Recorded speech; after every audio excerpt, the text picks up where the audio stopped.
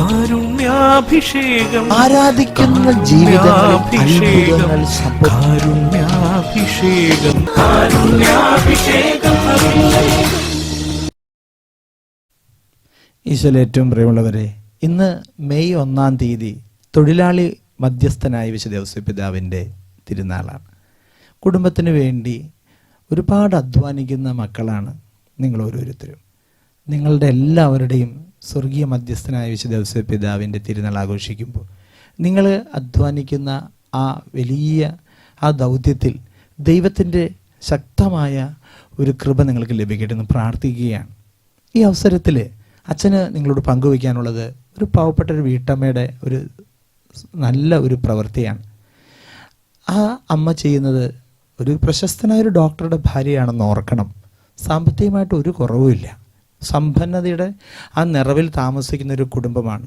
എന്നിട്ടും ആ പ്രശസ്തമായ സ്ഥലങ്ങളിലെ പല വസ്ത്രാലയങ്ങളിൽ ചെന്നും ആവശ്യമില്ലാത്ത അവരുടെ തുണികളെല്ലാം ഒരു ഭിക്ഷ യാചിക്കുന്ന വിധത്തിൽ അവിടേക്ക് കടന്നു ചെന്നുകൊണ്ട് അവരോട് ചോദിച്ച് വാങ്ങി ഒരു 50-60ഓളം വരുന്ന മന്ദബുദ്ധികളായിട്ടുള്ള കുട്ടികളുടെ വീട്ടുകളിലേക്ക് കൊണ്ടുചെന്ന് അത് സഞ്ചി ഉണ്ടാക്കാൻ അവരെ പഠിപ്പിച്ച് ഈ തുണികളെല്ലാം അവരുടെ വീടുകളിൽ കൊണ്ടുപോയി കൊടുത്ത് ആ വീടുകളിൽ നിന്നും ഈ സഹോദരി തന്നെ കളക്ട് ചെയ്ത് ആ നഗരത്തിലെ പല കടകളിലും കൊച്ചു കൊച്ചു കടകളിൽ കൊണ്ടുപോയി കൊടുക്കുകയാണ്.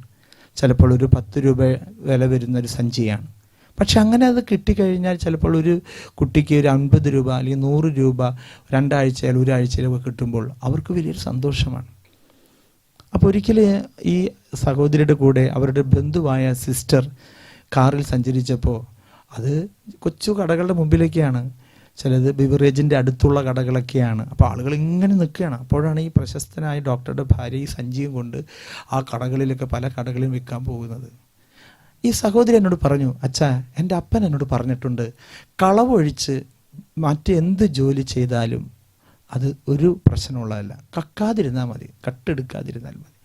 പ്രിയമുള്ളവരെ, ആ സഹോദരി ദിവസം ഒരു 100ൻ്റെ അടുത്ത് ഭക്ഷണം പാവപ്പെട്ട മനുഷ്യർക്ക് ഭക്ഷണം ഉണ്ടാക്കി കൊണ്ടു കൊടുക്കും, പൊതിച്ചോറായി. കൂടാതെ ഇതുപോലെ പാവപ്പെട്ട കുട്ടികളുടെ വീടുകളിലേക്ക് അന്വേഷിച്ച് പോയി കണ്ടെത്തി അവരുടെ വീടുകളിൽ പോയി ഈ തുണി കൊടുത്ത് ഇതൊക്കെ ഈ സഹോദരി തന്നെ വെട്ടി ശരിയാക്കി അവർക്ക് കൊണ്ടു കൊടുക്കുകയാണ്. അവരതെങ്ങനെയും തയ്ച്ച് ശരിയാക്കി ഒരു സഞ്ചിയാക്കി അത് പോയി കളക്ട് ചെയ്യുകയാണ്. ജീവിതത്തിൽ പ്രിയമുള്ളവരെ, എത്രയോ നന്മയുള്ള ഒരു അവസ്ഥയാണെന്ന് ആലോചിച്ച് നോക്കണം. ജീവിതത്തിൽ ആ തൊഴിൽ ആ സഹോദരി ഒരുപാട് കുടുംബങ്ങളെ സഹായിക്കുകയാണ് കൈപിടിച്ച്. ആര്?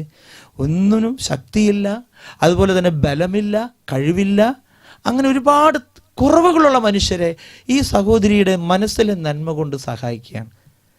ഇത് ഒരു തൊഴിലിനേക്കാളും ഔന്നത്യമുള്ള ഒരു നന്മയല്ലേ പ്രിയമുള്ളവരെ? ജീവിതത്തിൽ നമ്മൾ ചെയ്യുന്ന ഏത് തൊഴിലും മഹാത്മ്യമുള്ളതാണ്.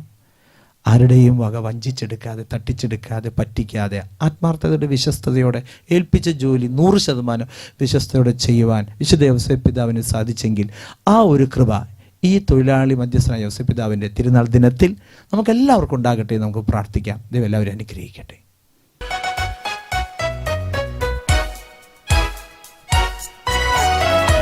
ഔസേപ്പ് പിതാവേ പാലകനേ, അണയുന്നു നിൻ തിരുസവിധി. ഔസേപ്പ് പിതാവേ പാലകനേ, അണയുന്നു നിൻ തിരുസവിധി. തുണയാകണേ, തണലേകണേ, നീതിമാനാകും പിതാവേ. തുണയാകണേ, തണലേകണേ, നീതിമാനാകും പിതാവേ. ഔസേപ്പ് പിതാവേ പാലകനേ, അണയുന്നു നിൻ തിരുസവിധി. തുണയാകണേ, തണലേകണേ, നീതിമാനാകും പിതാവേ. പരിശുദ്ധ പരമ ദിവ്യകാരുണ്യത്തിന് എന്നേരം ആരാധനയും സ്തുതിയും പുകഴ്ചയും ഉണ്ടായിരിക്കട്ടെ. പരിശുദ്ധ പരമ ദിവ്യകാരുണ്യത്തിന് എന്നേരം ആരാധനയും സ്തുതിയും പുകഴ്ചയും ഉണ്ടായിരിക്കട്ടെ. പരിശുദ്ധ പരമ ദിവ്യകാരുണ്യത്തിന് എന്നേരം ആരാധനയും സ്തുതിയും പുകഴ്ചയും ഉണ്ടായിരിക്കട്ടെ.